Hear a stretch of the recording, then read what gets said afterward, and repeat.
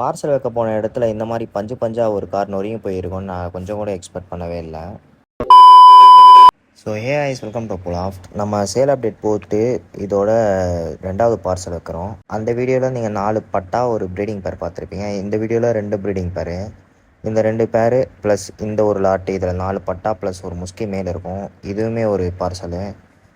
And இந்த பேர் வந்து கேர்வா பேர். இது நான் உங்களுக்கு வீடியோவில் ஷோ பண்ணிருக்க மாட்டேன். இது வேறு ஒரு கேர்வா பேர். ஸோ நானுமே எல்லாத்தையும் பேக் பண்ணிவிட்டு நம்ம சப்ஸ்கிரைபர் டீட்டெயில்ஸ்லாம் எழுதிட்டேன். இதில் 2 பார்சல் வந்து சேலத்துக்கு போகுது, ஒரு பார்சல் வந்து திருப்பத்தூர் போகுது. பைக்கில் எடுத்துகிட்டு போகலான்னு பார்த்தா பைக்கில் இடமே இல்லை. சரின்னு நம்ம அருணாள் எடுத்துகிட்டு சிட்டா பறந்தாச்சு. ஸோ நான் வந்து ஹைவே பிடிச்சி ஒரு 80-90 போயிட்டுருப்பேன். அப்போ தான் நான் இந்த விஷயத்த நோட் பண்ணனே. அது என்ன விஷயம்னு பார்க்கறதுக்கு முன்னாடி நம்ம சேனலை இப்போ தான் பாருங்கன்னா சப்ஸ்கிரைப் பண்ணி பெல்லைக்கான ஆளில் போட்டுங்க. பஸ் ஸ்டாண்ட் போயிட்டு நானுமே சப்ஸ்கிரைபர்ஸோட லொக்கேஷனுக்கு வச்சு விட்டுட்டேன் பார்சலை. அதுக்கு அப்புறம் ரிட்டன் வீட்டுக்கு வரும்போது தான் இந்த சம்பவத்தை பார்த்தேன். என்ன விஷயம்னா, போகும்போது இதே ரோட்டில் தான் போனேன். அப்போ இந்த கார் ஆக்சிடெண்ட் ஆகி அங்கே நிற்கலை. நான் வரும்போது தான் இந்த கார் இப்படி அப்ஸ்டாண்ட் ஆகிட்டுருக்கு.